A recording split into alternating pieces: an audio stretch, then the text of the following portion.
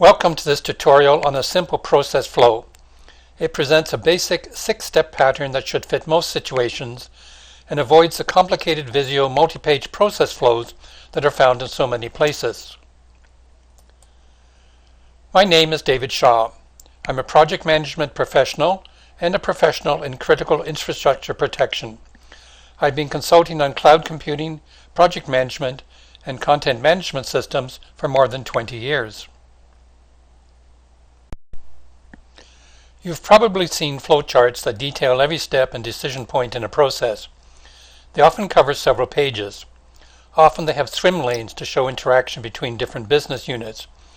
Very often they do not explain how an item gets from point A to point B. Flows like this are a push process. A request of some sort triggers the start of the process, and then it trundles away until the process is completed. It tends to be opaque. People send emails back and forth trying to track and speed the process. I've seen cases where it can take as much as 6 weeks as the request moves from one desk to another or is thrown over one wall in another. Often the goal is to impose multiple controls to avoid misuse and at the same time diffuse accountability to avoid responsibility. The goal is the process itself, not the work. What happens is the process becomes burdensome. The diffuse responsibility obscures risks. A better approach is to use a high-level process with, say, 4 to 6 steps. This is deconstructed into no more than maybe 4 levels deep. This means that each part can be easily improved without destroying the entire process diagram. Handoffs between each part can be cleaner, and performance monitoring is easier. Speaking of which, every process should have its own process map, actors and their roles and responsibilities, and the stakeholders. There should be a step procedure with checklists to provide repeatability and quality assurance. The process should have a performance metric and annual review date. It should list the owner, contact information, and the document's permanent location. If you email me, I can send you a template for such a process. I want to present a simple 6-step pattern that can be used standalone or layered into an Agile or Kanban process. It provides quality assurance and separation of duties. The 6 steps are request, approve, verify, authorize, develop, and validate. You can change these labels to best suit your practices or conventions. This process incorporates 2 important principles. The first one is separation of duties, a key security principle. Often you will find that the person responsible for approving an action in an organization is the same person who executes it. Separation of duties requires that at least 3 people must cooperate to execute a process. Collusion between 2 people is possible, but it is highly unlikely that 3 people will engage in a workplace conspiracy. The second principle is independent verification and validation.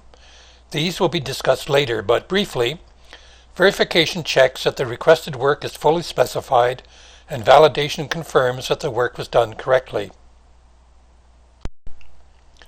I don't want to complicate this presentation by showing the unhappy path and other possible details, but for your understanding here, I'm showing how the customer or product owner can be involved in the development to provide rapid feedback. Of course, you can change the labels on these steps to suit your situation. This basic flow pattern is supported by quality assurance, quality control, and process improvement.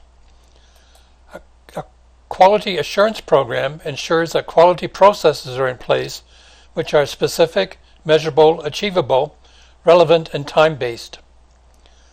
Quality control identifies, measures, and monitors defects of any kind to determine if the process is out of control.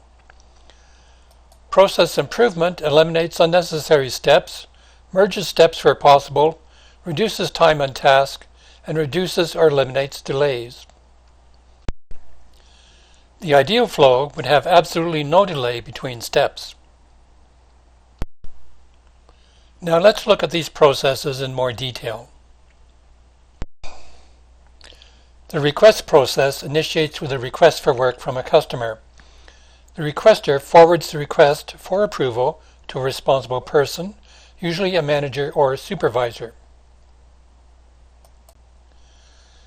The work request is received and approved by a responsible person, usually a supervisor or a manager, as previously mentioned. The approver sends the work request to the people who will do the work. The doers receive the request for work and verify it to ensure that the request is complete and all required information is provided as a specification for the work to be done. If the request is incomplete, the verifier asks the requester to remedy the defects. The objective is to provide rapid feedback and avoid future rework or scope changes. The verifier forwards complete requests for work to authorization and development. Work on the item must be authorized by a production manager. This is necessary to prioritize the item and assign resources to do the work. Prioritization may also be done in consultation with the product owner. The assigned resources do the work requested according to the specification in the request. Implementation can use Agile, Kanban, rapid prototyping, incremental development, or whatever else is appropriate. Quality control processes are in place. The completed work is delivered to the requester. The requester validates the work against the specification to ensure it is correct and can be accepted.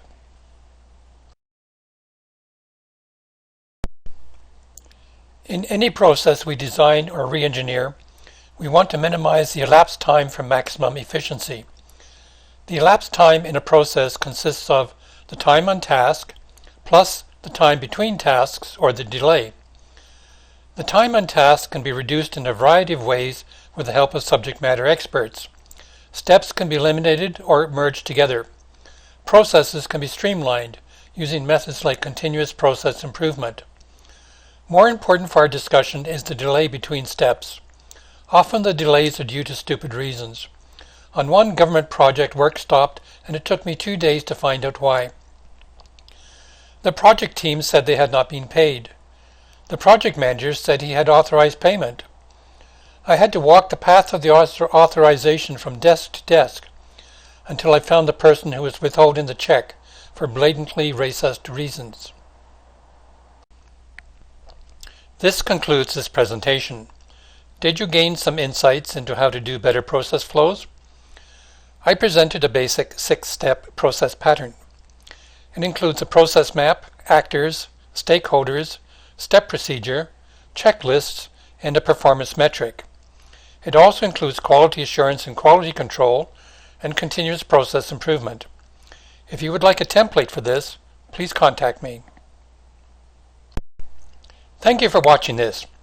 If you wish to continue the conversation, please feel free to contact me.